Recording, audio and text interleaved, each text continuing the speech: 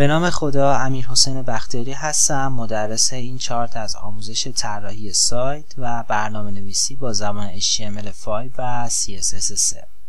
از ضمن کارها من میتونم به شما وبسایت کتاب باز، اپلیکیشن کرونا یاب، اپلیکیشن امضا شناسی، صدا بازی و وبسایت و اپلیکیشن بیشتر رو معرفی کنم که برای آگاهی و اطلاعات بیشتر از رزومه کاری و دانش من میتونید وارد وبسایت شخصیم بشید با آدرس amirhusseinbakhtiari.ir. همینطور برای پیدا کردن من تو تمام شبکه اجتماعی مثل اینستاگرام، تلگرام، لینکدین، توییتر و سایر شبکه اجتماعی فقط میتونید با تگ یا منشن یا سرچ کردن امیر بختیاری با 2 تا آی بعد از تی و بعد از آر. اگه سوالی یا پروژه یا مشاوره نیاز بود میتونید فقط با این آیدی با من در تماس باشید، منو پیدا کنید، صدام بزنید.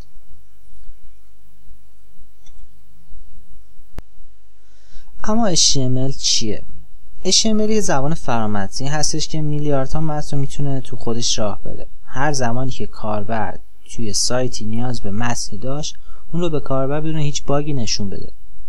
HTML مخفف Hypertext Markup Language هسته، زبان مارکاپی یا نشانه گذاری فرامتنی. خب یعنی چی؟ زبان نشانه گذاری فرامتنی یعنی چی؟ بذار یه جور تعریف دیگه از HTML بهتون بگم. HTML یه زبان توصیف برای وبسایت های اینترنتی هستش. هر چیزی که در سایت ها میبینید تماما ما اونا رو با HTML داریم میبینیمشون و به همون نمایش میدن. اما اینکه چجوری قرار اون اشکال و متن رو به اون نمایش بده، ما باید با یه شورت کدی آشنا بشیم به نام تگ که جلوتر با این در واقع تگ بیشتر آشنا میشیم و کاملا درک میکنیم که تگ ها چی هستن و قراره چه کارهایی برای ما انجام بدن. تا همین الان که ما داریم آموزش رو با هم یاد میگیریم 5 نسخه از HTML ساخته شده و ما اونو با نام HTML5 میشناسیم.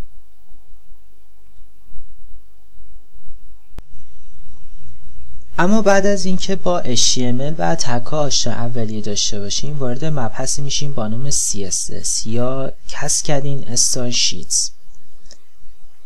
CSS یه زبان طراحی صفحات وب که باش میتونیم رنگ بندی سایتمون رو تغییر بدیم یا رنگ اضافه کنیم، فونت اضافه کنیم، سایز فونت هامون رو تغییر بدیم و خیلی کارهای گرافیکی و کلیدی دیگه که همه رو با هم توی این آموزش یاد خواهیم گرفت. مثلا دیدید وقتی که وارد یه سایتی میشیم روی یه دکمه میریم رنگ اون دکمه تغییر پیدا میکنه، مثلا خیلی قشنگ و گرافیکی رنگش عوض میشه. این دقیقا همون کاریه که با CSS میشه انجام داد.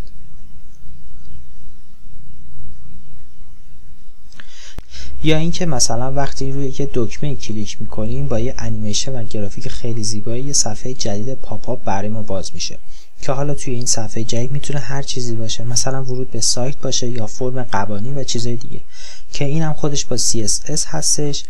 و خب حالا یه نکته‌ای داره که اونو جلوتر بهش میپردازیم. اما یه نکته‌ای که بخوام همینجا بگم، ما توی HTML و CSS به این میگیم مودال، در واقع بهش نمیگیم پاپ آپ. تو زبان عامیانه میگیم که یه صفحه پاپ آپ باز شده، اما توی HTML و CSS میگیم دکمه مودال و مثلا توی جاوا یا اندروید بهش میگیم دیالوگ. حالا اینم عنوان یه اطلاعات عمومی داشته باشید بد نیست. اما در کل ما توی CSS و HTML به این میگیم دکمه مودال ساختن. برنامه نویسا اومدن به خاطر اینکه سایت سازها و حتی خود سایت ها از یک روش و الگوی خاصی هنگام ساختن سایت تبعیت کنن، یه سری کتابخونه و فریمورک هایی رو اومدن نوشتن که کار رو برای ماها سریعتر، آسان‌تر، اصولی‌تر میکنه. مثل کتابخونه و فریمورک بوتسترپ، مثل فاوندیشن، مثل UIKit. حالا یه سری تفاوت هاشون هم خوبه که اینجا بگم بهتون. مثلا فاوندیشن برای رسپانسیو کردن سایت خوبه اما به قدرتمندی بوتسترپ نیست. UIKit فریمورک خوبی هستش، انصافا هم سبک هستش، روی سایتمون ساختار خوبی داره، با همه مرورگرها سازگار داره، انیمیشن خوبی داره. مثلا وقتی با ما روی یه دکمه میریم با افکت خیلی خوبی ظاهر میشه دکمه. فریمورک اسکلتون خیلی فریمورک ضعیفی هستش نسبت به بقیه. از خیلی چیزای کلیدی برای طراحی سایت پشتیبانی نمیکنه. مثلا دکمه نداره، لیست نداره، چیزای مهم دیگه. فریمورک بولما مثل یو آی کیت هستش، گرافیک خوبی داره، ریسپانسیو هم هستش. سمانتیک یو آی فریمورک خوب و گرافیکی هستش، مثل یو آی کیت هستش. حالت سفارش سازی خیلی خوبی داره، ریسپانسیو هستش. یه سری فریمورک های دیگه هم هستن مثل پیور و متریال دیزاین که پیور هم مثل اسکلتون خیلی ضعیف هستش، ولی متریال دیزاین خیلی خوبه، اما خب خیلی پیچیدگی کاری داره، اما گرافیکش خیلی خوبه. حالا این که میگم مثلا یه فریمورک خوبه یه فریمورک بده، به این معنی نیستش که هیچ کس مثلا از پیور یا اسکلتون استفاده نکنه یا همه فقط از یو آی کیت استفاده کنن. این کاملا بستگی داره به اون طراحی که میخواد سایت رو بسازه، با چه شرایطی نیاز داره که سایتش رو بسازه. این کاملا بستگی به طراح داره.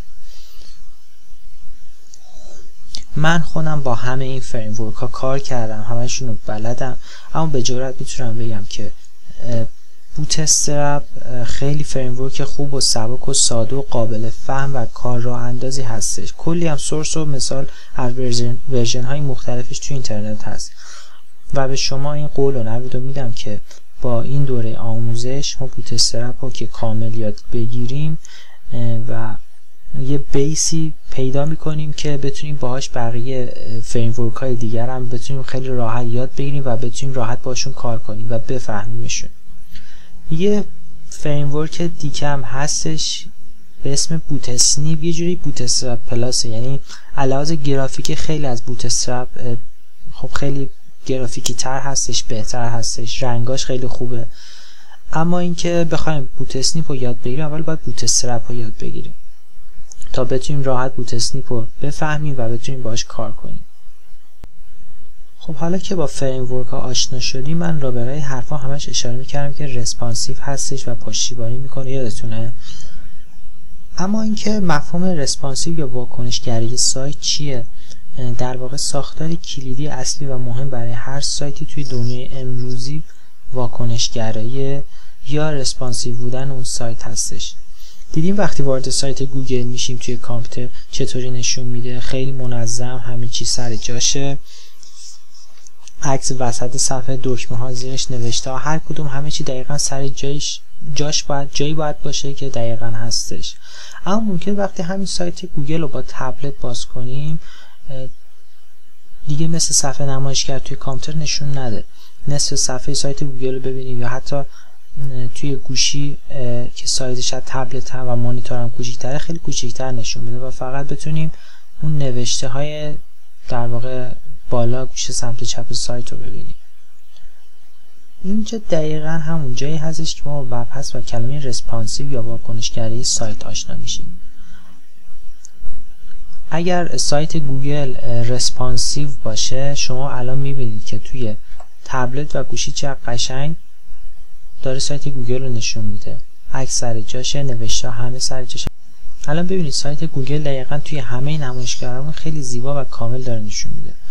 به این مفهوم میگیم مفهوم واکنشگرایی یا ریسپانسیو بودن سایت، که دقیقا المانهای سایت ما به گونه‌ای برنامه نویسی بشه که توی تمام نمایشگرها خوب بیفته و همه چیز در یک صفحه نشون داده بشه. الان ببینید رنگ زرد و نارنجی توی تبلت و مانیتور، توی تبلت و مانیتور دسکتاپ کامپیوتر چجوریه و توی موبایل چجوری نارنجی اومده زیرش. این دقیقاً همون واکنشگری هستش که ما دقیقاً طوری بررسی کنیم که هیچ کدوم از المان‌های سایتمون توی تمام نمایشگرها از دست نره.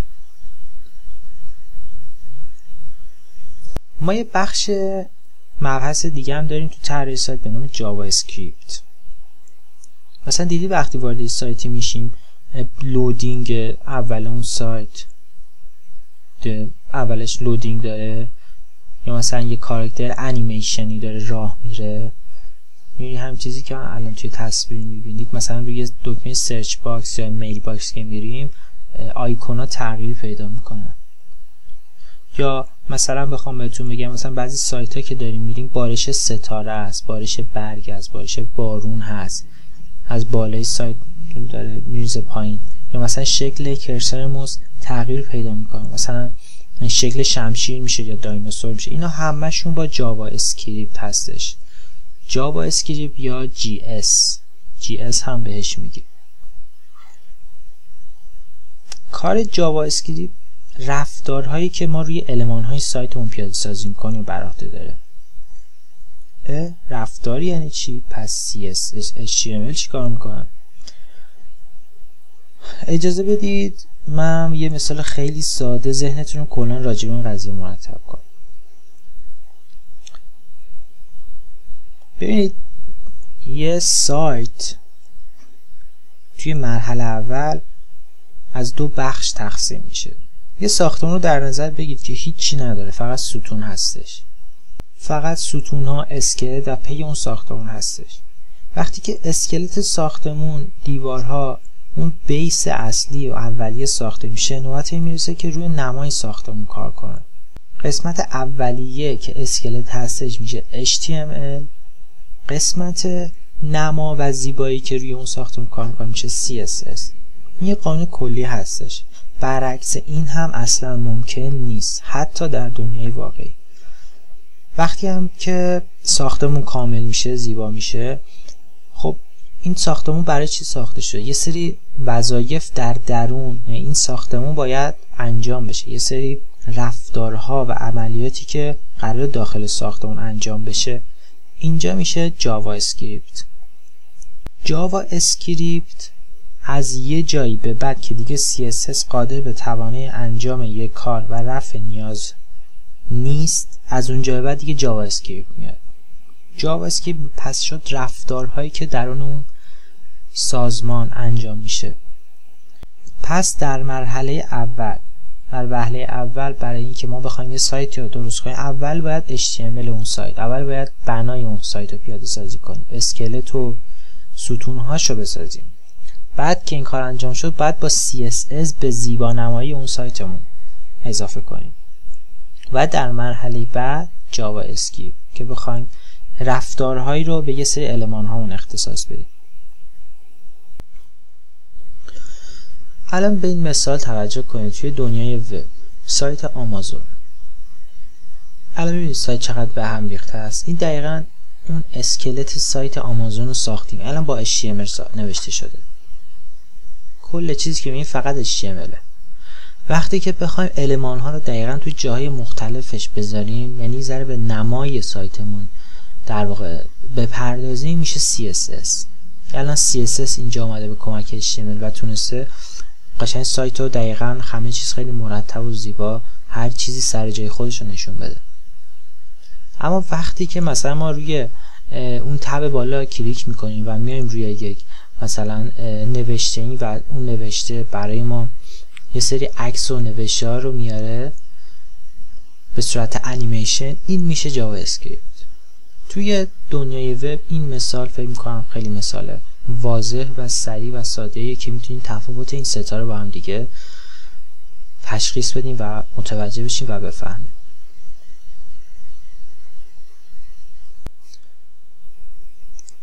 یه توضیح مختصر کوتاهی هم اینجا راجع به فریمورک های جاوا اسکریپت یا جی اس بگم بهتون که خیلی به دردتون میخوره. جاوا اسکریپت تا الان خیلی پیشرفت‌های چشمگیر و قابل ملاحظه‌ای داشته و همینطور هم خیلی خوب داره میتازه. فریمورک انگولار جی اس یا انگولار جاوا اسکریپت یه فریمورک خیلی معروف و پرکاربردی هستش توی جاوا اسکریپت که خیلی به درد طراحای وبسایت و حتی طراحان اپلیکیشن موبایل میخوره. با انگولار جی اس میشه صفحات سینگل پیج که الان خیلی مد شده توی دنیای اینترنت و خیلی کاربردی داره میشه و بیشتر داره به این سمت میره. میشه با انگولار جی اس این صفحات رو درست کرد، حتی میشه باش اپلیکیشن موبایل ساخت و حتی نرم افزارهای دسکتاپی درست کرد. فریمورک دیگه به اسم ریاکت هستش که البته یه دونه ریاکت جی اس داریم، یه دونه ریاکت نیتیو که هر دو اینا هم توسط فیسبوک ارائه شدن. ریاکت نیتیو هم میتونم به شما راحت اپلیکیشن اینستاگرام معرفی کنه. یعنی اپلیکیشن اینستاگرام کاملا با ریاکت نیتیو ساخته شده. یعنی شما اینو یاد بگیرید میتونید اپلیکیشن هم بسازید. فریم ورک بعدی فریم ورک Ember.js هستش که اینم برای اپلیکیشنه، ولی اپلیکیشن خیلی بزرگتر با این فریم ورک کار میکنن. فریم ورک های دیگه هم هستش مثل متئور، Vue.js، بلکبون، اورلیا و نود.js که هر کدوم قدرت کاری خودشون دارن که در حال حاضر اینجا هیچ کدومشون مورد بحث ما نیستند. ما به طور کلی دو نوع سایت داریم: استاتیک یا داینامیک. استاتیک یا ایستا، داینامیک یا پویا. استاتیک یا فرانت اند، فرانت اند یا کلاینت سایت. این سه تا هر کدومشون یه معنی میده. یعنی مثل اینکه مثلا موقعیت، شرایط. پس هیچ تفاوتی بین استاتیک یا فرانت اند یا کلاینت سایت وجود نداره. طرف مثلا میگه من فرانت اند کارم یا من کلاینت سایت کارم، یا صفحات وبی که میسازم استاتیک هستش. پس یعنی همین سه تا که معنیشون یکیه و هیچ تفاوتی با هم دیگه نداره. و یه نوع سایت دیگه هم داریم با نام داینامیک یا بک‌اند یا سرور سایت. دیدیم مثلا یه نفر میگه من بک‌اند کارم یا من سمت سرور مینویسم، یا سایتی که من میسازم داینامیک هستش. این سه تا همشون یه معنی میده. حالا جلوتر میگیم که استاتیک یا فرانت اند یا کلاینت چه سایتی چه شکلی هستند، داینامیک یا بک‌اند یا سرور سایت چه سایتایی هستند. مثلا برای مثال وبسایت خودم بهتون نشون میدم. الان این چیزی که دارین میبینید فرانت انده. تمام این سایت رو هر چیزی که دارید میبینید با HTML و CSS ساختم. الان یه نوع از سایت فرانت اند هستش. فول هر چی که میبینید HTML CSS. یا سایت کتاب باز که ساختم، هر چیزی که میبینید فرانت اند هستش، همش HTML CSS. میبینید رنگ چجوریه، فونت چجوریه، دکمه چه شکلیه، اون آیکون ثبت خرید چجوری باشه، این همش فرانت انده. مثلا وقتی که کاربر یا من میام روی دکمه ارسال کتاب کلیک میکنم، یه صفحه مودال برای من باز میشه. یادتونه گفتم ما تو CSS صفحات پاپ آپ میگیم مودال، اون فرم مودال حالا هر چیزی میتونه باشه. مثلا اینجا صفحه مودال ما قسمت ارسال کتاب هستش. این کاملا CSS. میبینید زیبایی دادیم به سایتمون.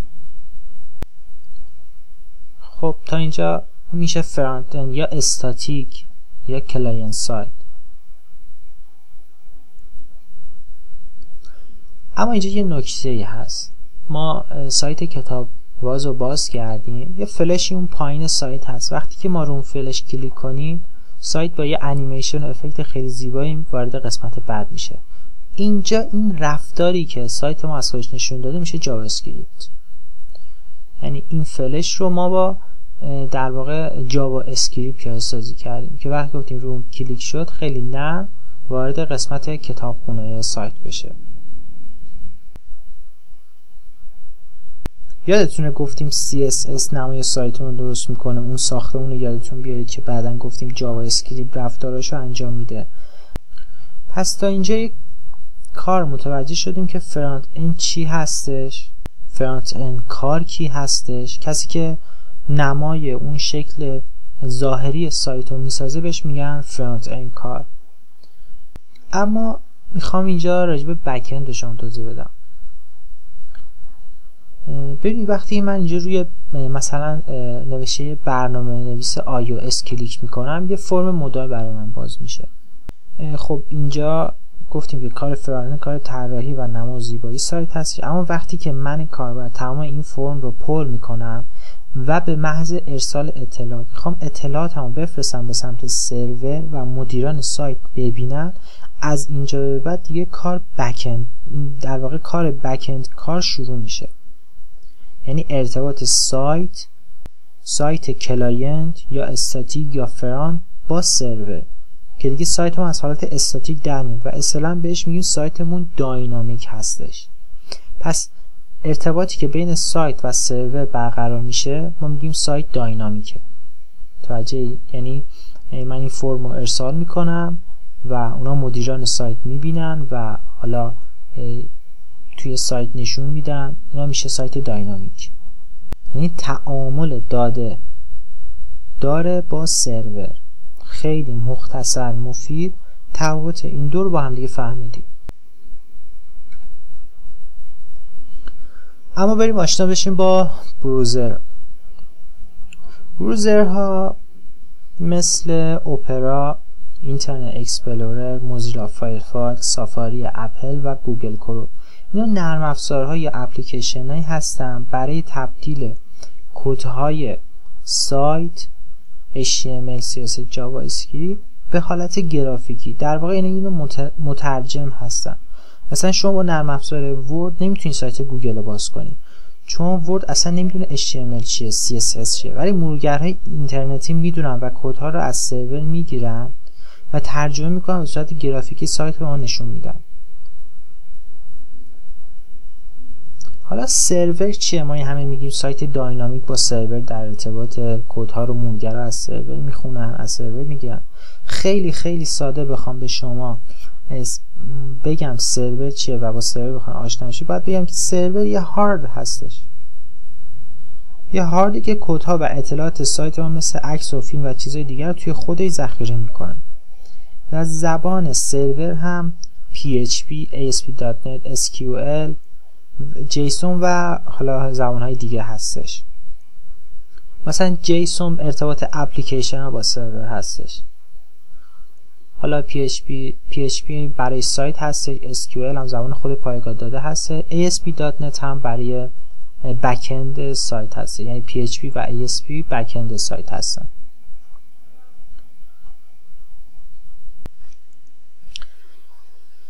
خب بریم تگ ها رو یاد بگیریم. همونطور که قبلا گفتیم تگ ها چیزی نیستن به جز یه شورت کد. حتی خود HTML هم یه تگ شورت کد هستش.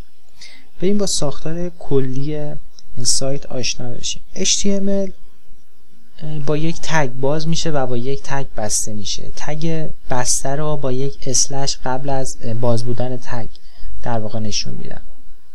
پس یک تگ باز میشه و با یک تگ بسته میشه. خود بدنه HTML از دو قسمت هد یا هدر و بادی تشکیل شده. هر چیزی که توی سایت ها ما میبینیم توی مرورگرمون تماما از بدنه بادی در واقع نشون داده میشه. یعنی هر چیزی که ما توی سایت میبینیم همش توی بدنه بادی نوشته میشه. قسمت هد برای یه سری متا تگ ها و کلاس های CSS و جاوا اسکریپت اون هستش. البته CSS و جاوا اسکریپت هم میتونه داخل بدنه بادی نوشته بشه اما با شرایط خاصی. کل ساختار یک وبسایت همین هستش، یعنی چیزی نه بیشتره نه کمتره. HTML، هدر و بادی همین. تمام تگ ها و کد هم باید در داخل بادی و هدر نوشته بشه. خارج از این دو غیر استاندارد هستش. بعضا مرورگرها نشون نمیدن اون قسمت از سایت رو که قراره باید نشون بدن. پس باید کد هامون رو بین هدر و بادی بنویسیم.